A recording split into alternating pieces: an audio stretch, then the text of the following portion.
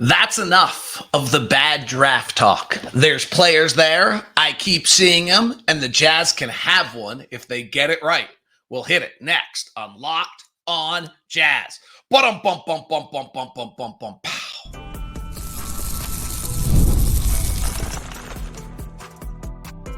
You are Locked on Jazz, your daily podcast on the Utah Jazz. Part of the Locked on Podcast Network. Your team every day. How are you? I'm David Locke, radio voice of the Utah Jazz, Jazz NBA insider. Hope you had a wonderful Memorial Day weekend. On today's edition of Locked on Jazz, we're going to review a little Jazz draft history to remember what a bad draft is. And I keep watching players who I like. There's talent out there. Maybe not in the top 5, but that's not our problem. We'll talk about some of the next tier guys as well. Look back at Luka and Kyrie, who are just ridiculous in what they are doing. And I don't know that I think there's really an answer to how anyone's supposed to be doing it. I listened to my friend Stan Van Gundy talk about it. I listened to a bunch of other people talk about it. I don't know what I think the answer is supposed to be on any of these, on how you stop Luka and Kyrie right now. We'll talk about it.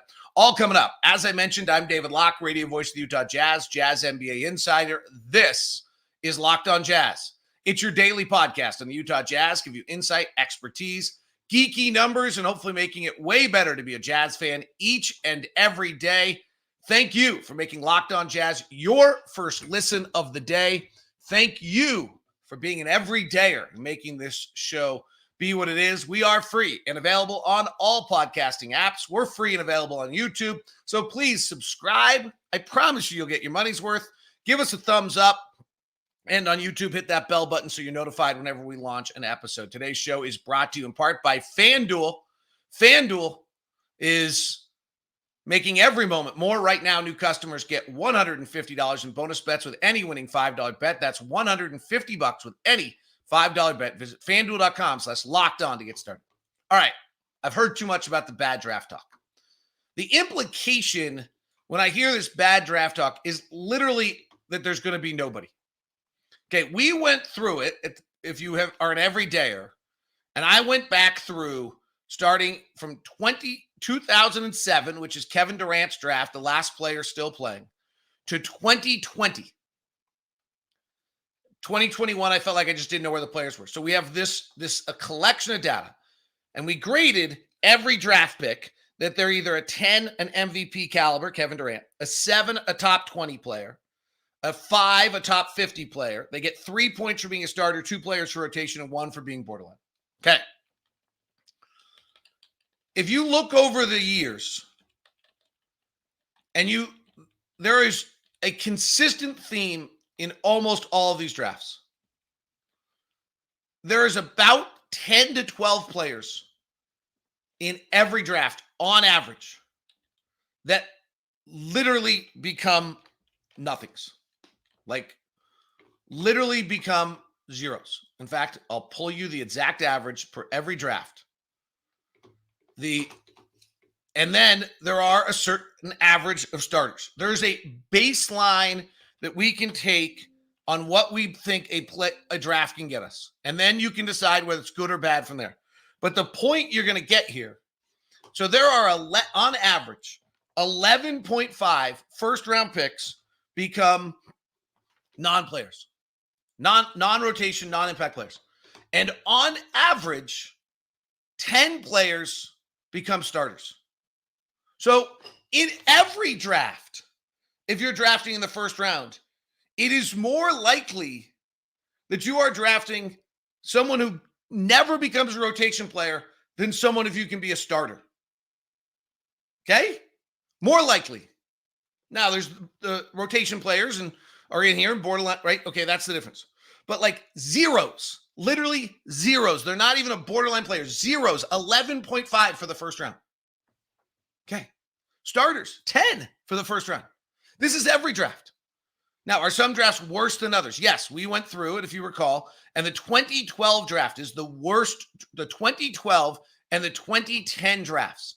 Those are the 2 worst drafts in our number system we had. The 2012 draft is the Anthony Davis draft, which Anthony Davis, then Michael Kidd-Gilchrist, Bradley Beal, Dion Waiters, Thomas Robinson, Dame Lillard, Harrison Barnes, Terrence Ross, Andre Drummond, Reeves, and then it just drops off. Myers Leonard, Jeremy Lamb, Kendall Marshall, John Henson, Maurice Harkless, Royce Watt. Okay, it drops off. You got it. You don't need me to list every pick. That was the 2012 draft. The other draft that we had that was particularly poor was the 2010 draft.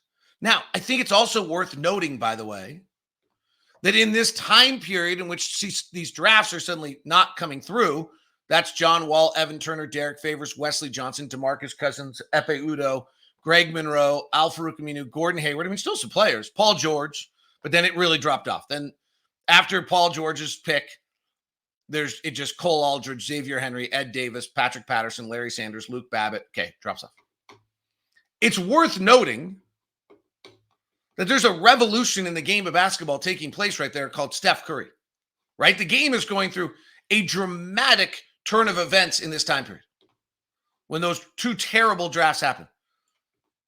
In the last 5 years, the drafts have yielded 9, 15, 13, 12. Let me rephrase that. From 2016 to 2020, when the game evolves, in 2016, we got 9 starters. In 2017, we got 15. In 2018, we got 13. 2019, we got 12. And in 2020, we got 13 starters. We still got zeros, right? The 2016 draft yielded 17 zeros, the most of any draft.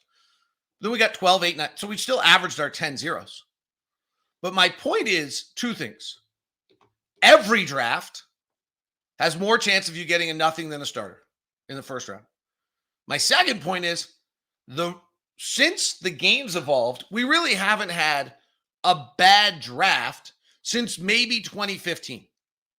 Some drafts are better than others. 3 of our last 4 drafts we looked at, 2020, 2018, and 2017, are fabulous. So I have a hard time believing that just all of a sudden in 2024, we're dropping off the map. And moreover, the more I'm watching players, the more I like them. Understanding that my benchmark here is not that I got a star, but if I can get a starter, right? We just established that only 33% of first-round picks become a starter or better. So if I can get a starter, I'm ecstatic. Well, last night, I watched the other day I watched Devin Carter. He can play. Devin Carter can play. Devin Carter is the older 6'3 guard, 6'2 guard out of Providence. He's 22 years old. He's got a 6'8 wingspan, 193 pounds. Like, the dude can play. Is he an NBA starter? Maybe. Better than 33% chance? Yeah. Here's what's tricky on this draft. And this is why everyone feels this way. People aren't necessarily wrong. It's just getting carried away. Is that the players who are all exciting have something that doesn't feel like it matches. So if you go to the top and go to Donovan Clingan, like we're watching in the playoffs right now, it's hard to be a 7'2 wing and center unless you're super mobile. Rob Dillingham's really good, but he's 6'1", 175. Reed Shepard's really good, but he's 6'1". Ron Holland and Stephen Castle have better bodies. They can't shoot. Dalton Knecht is interesting at 6'5". You wish he was 6'7", and Kyle Korver. Devin Carter's interesting. He's 6'2". You wish he wasn't 22. Jared McCain is interesting, but he's just 6'2", right? So I get it. I get it that there's something you look at on every single one of these players and you're like, And I do think that size matters more than ever before in our league. But I also think there's something where I'm watching the playoffs and there's some guys that don't fit all of the exact form of what you're supposed to be as a player, and they're surviving. That makes sense. So, yeah, it might not be a top-heavy draft. And when we look through it at the end, it might not get in our point system. You know, the best draft ever is 2011. It had 74 point total, or in ours, 2008 had 77. And our most recent drafts have been 72, 77, 73, and completely loaded depth drafts. 2018 was very, very good. 2020 seems to be very good. Yeah, it might not be that. But even the drafts that aren't good, we haven't had a draft since 2012 that's had less than 7 starters. Okay, so that's even less. But the 2012 draft only had 6 starters, right? That's during the Revolution. In 6 of our last that we've looked at, 6 of our last 7 drafts have had at least 9 starters and have had 11, 15, 13, 12, 13. Okay, so this could be a little less, still 10 starters out there. That's just what the numbers say. And just like every other draft, there's going to be 10 to 12 players who are zeros. So let's talk about 2 of the guys I watched this week. Jared McCain, the 19-year-old Duke point guard, who is actually 20-year-old Duke point guard, 6'2", 203. And let's talk about Jacoby Walter, the 19-year-old, 6'4", 198-pound wing player who looks so much bigger at 6'10" wingspan. We'll look at both those guys. Watched them last night. We'll keep an eye on them as we continue on this Tuesday edition of Locked On Jazz. Thanks so much for making Locked On Jazz your first listen today. The show is brought to you in part by our friends over at Murdoch Chevy, located in Woods Cross and in Logan. The Chevy lineup of trucks, the Silverado and the Colorado, are unbeatable. The Colorado is the smaller, zippier truck. The Silverado is the King Poobah. You're sitting up there feeling like you're on a lazy boy. The SUV lineup with the Blazer, the Trailblazer, the Equinox, the Trax, and obviously the Suburban and the Tahoe, which are the Utah County assault vehicles that we know so well. Chevy's got the amazing lineup. The Murdochs have plus 80 years in the market, making sure that you get a perfect experience. And that is why Murdoch Chevy is your answer. If you're in Woods Cross or you're in Logan, you're going to stop by, feel free to email me first at dlock09@gmail.com. That's dlock09@gmail.com to make sure that you get the VIP experience that you deserve from our friends over at Murdoch Hyundai. Murdoch Chevy. I said it wrong. Murdoch Chevy, located over in Woods Cross and in Logan. Staying with your cars, if you need to get your ride or die to the next level, the answer is eBay Motors. That's right, eBay Motors. Fabulous, with absolutely fabulous numbers on your side. And when I say numbers, I mean 122 million parts. Passion, drive, patience. That's the formula for a winning championship. It's also what makes your ride or die live. eBay Motors has everything you need to maintain your vehicle, to level it up to peak performance. So that 122 million parts for your ride or die, superchargers, roof racks, exhaust kits, LED lights, and more. You'll find exactly what you're looking for. And with eBay Motors Guaranteed Fit, your part is guaranteed to fit your ride every time or your money back. Because with eBay Motors, you're burning rubber, not cash. With all the parts you need at the prices you want, it's easy to make your car the MVP. Bring home huge wins. Keep your ride or die alive at eBay Motors. Eligible items only. Exclusions apply. eBay Motors. So I watched, thank you very much, by the way, for making Locked On Jazz your first listen. And if you've not made the switch yet, please do so to the 24/7 channel, Locked On Sports Today. We love what we've got going on here right now. Peacock and Williamson are on. If you're tired of all the yelling and the shouting, make the switch to Locked On Sports Today. It's a free 24/7 sports streaming channel programmed to you every day to bring you the biggest stories without the screaming. The local experts. Locked On brings you can't miss analysis, opinions, news, streaming 24/7, YouTube, your free Amazon Fire TV apps, part of the Locked On Podcast Network, your team every day. All right. I really like Jared McCain. I really like Jared McCain. First off, when we did our draft numbers, he came out great. So there is a chance that I'm watching Jared McCain with a little bit of a pre-bias that I'm wanting to like him. If you go back to our draft numbers on McCain, he's one of the players I liked. He's in the 87th percentile in transition, which is incredible for a 6'3" guard. He's 69th percentile in limited isolation. He's in the 70th percentile rim, which is terrific. He ran 69 pick and rolls. He's in the 93rd percentile. That is the only player that is better in pick and roll is Terrence Shannon Jr. out of Illinois, who is a 5-year senior, which is often the case of some smarts there. I have some other players I need to run because some other players are emerging, but that's right. So McCain is the best with 69 attempts, which is not a ton. He's the best pick and roll guard in the draft. His spot up percentile is the 78th percentile. His catch and shoot percentile is the 90th percentile. So there are a bunch of guys in this draft that are better. Reed Shepard's better. Rob Dillingham's better. Cody Williams is better in the 95th percentile. Dalton Connect in the 88th percent. Oh, he's in the 90th. And then Keyshawn George is in the 92nd percentile, but not a lot.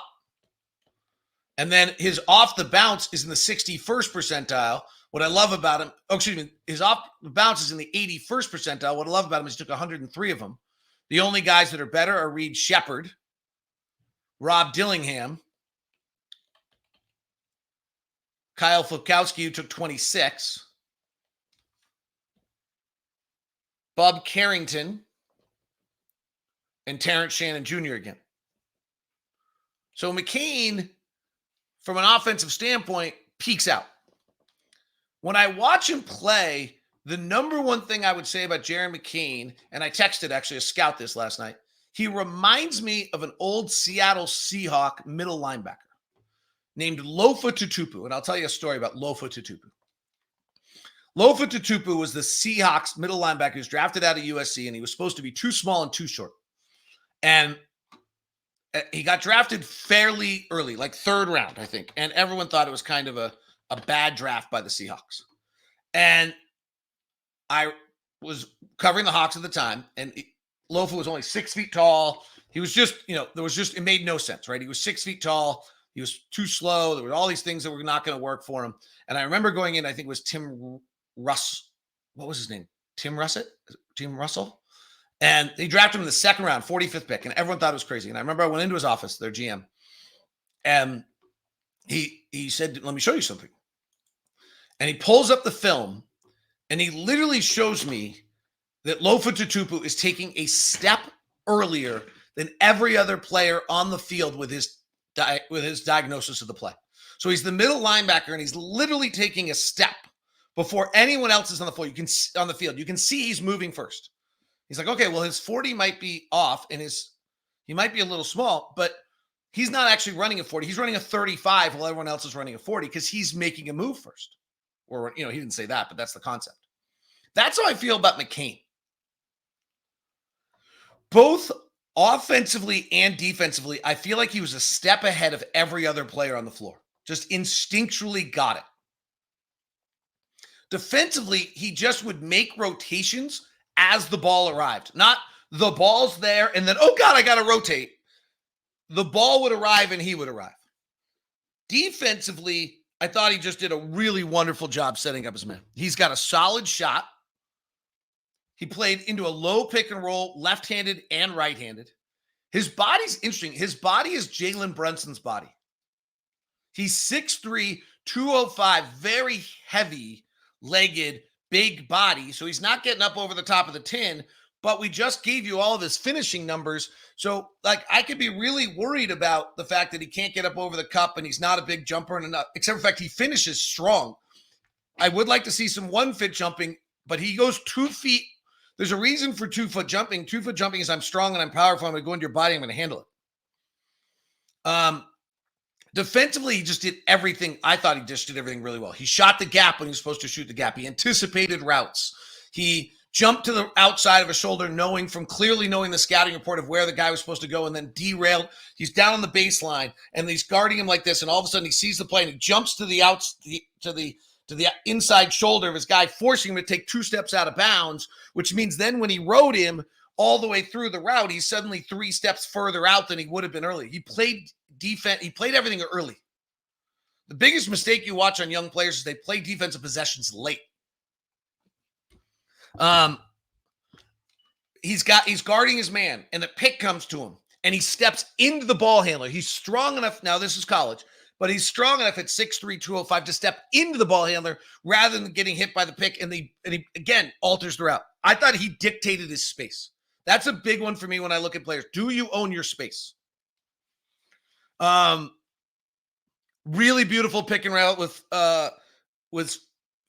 what's his name? Flipanowski. That's not his name. The center, who is not that great. Who I kind of wanted to like, really wanted to like. Filipowski, who I still kind of like. I just think he's Ryan Anderson, not a backup center, but that's a different story. Filipowski is their center. He ran some great pick and rolls with him, read it correctly.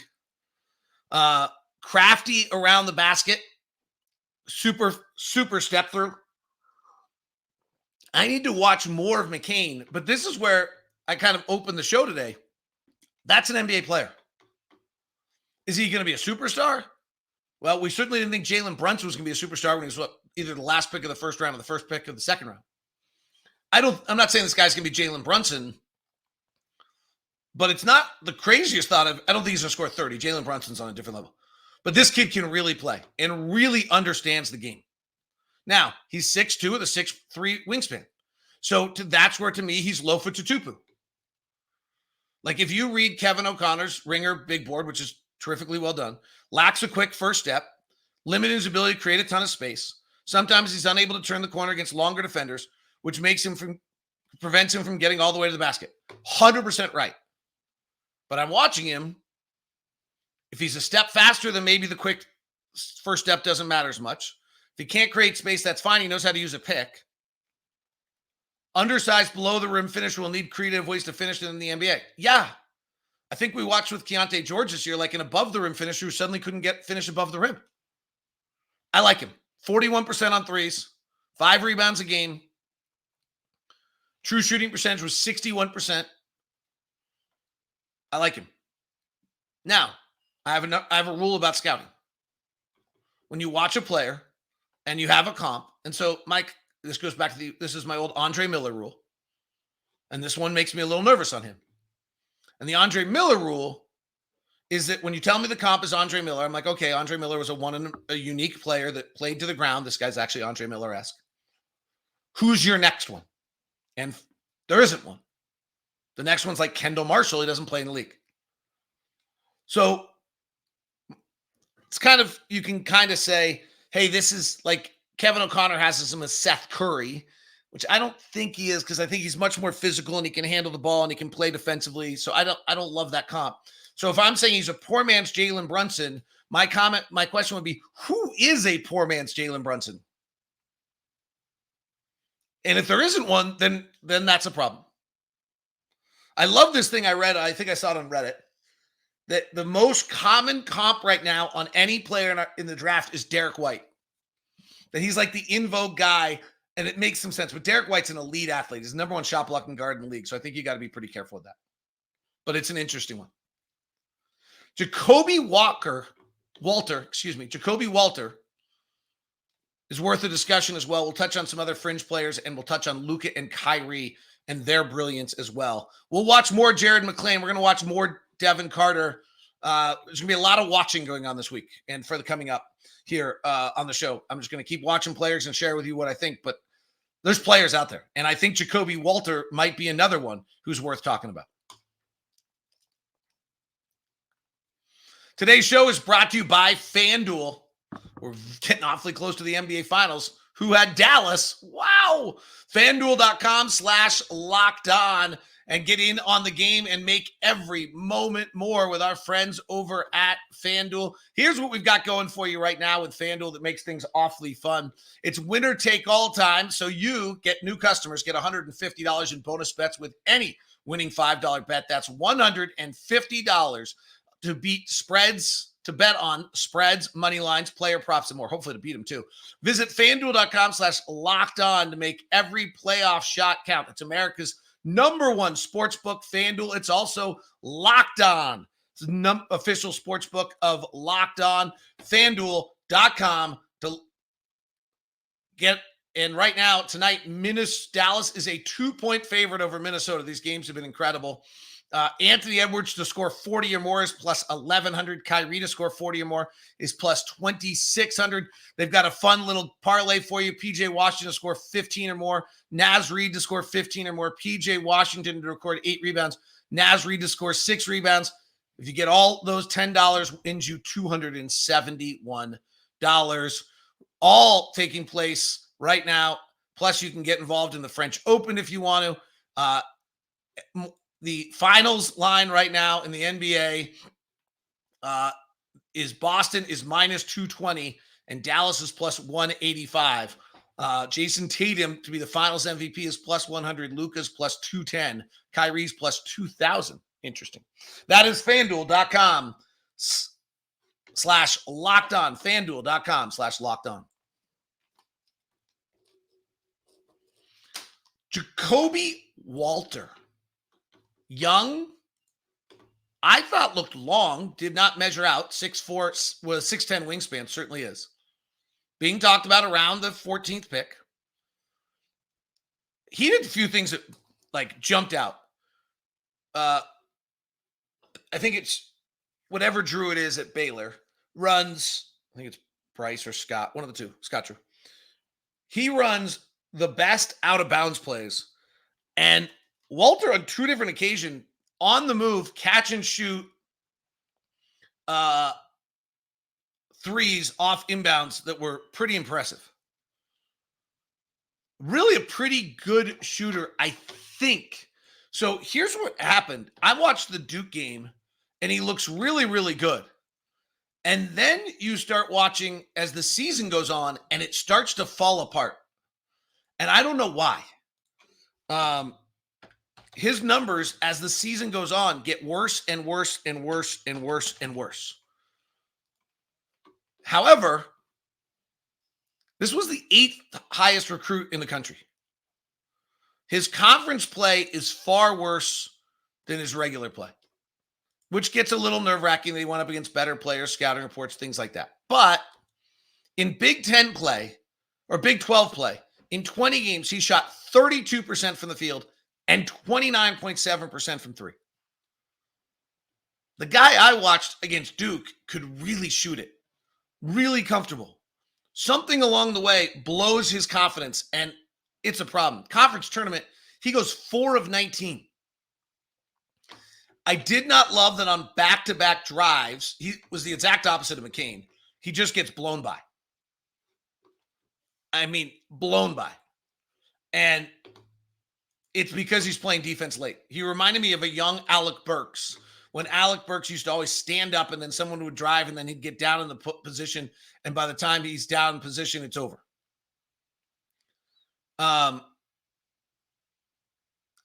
He ends up shooting 34% from 3. He starts the year really, really good. 11 games into the season, having played some teams, he's shooting 39% from 3, shooting 42% overall. As a freshman, 14 points, 4 rebounds. He looks really, really good. And as I mentioned, he has kind of this good game against BYU. He has a decent game, and when he has 16, his 15th game of the year. And at that point, he's 44% from the field, 40% from 3. And then if you go from that day on, it just falls off the map. So you have to figure out on him what happened and why. But he runs the floor. I thought he played hard.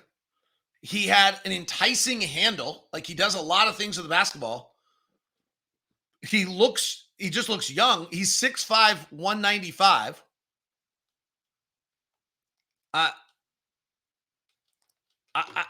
This is a totally legitimate player to take a run at. If you get Jacoby Walter in the 10th pick of the draft and starters 30% of the time, you're not getting a start. This kid's he's on one side or the other. If he hits, he's an NBA starter. He's 6'5", he's a 2 guard. He can really shoot it. He can handle pretty well. He focuses in, he grows up. He's just a baby. On the other end, if you can't shoot any better than he did in conference play, and that's who you have, That's someone who's a ways off, going to take some time, but that's the right body.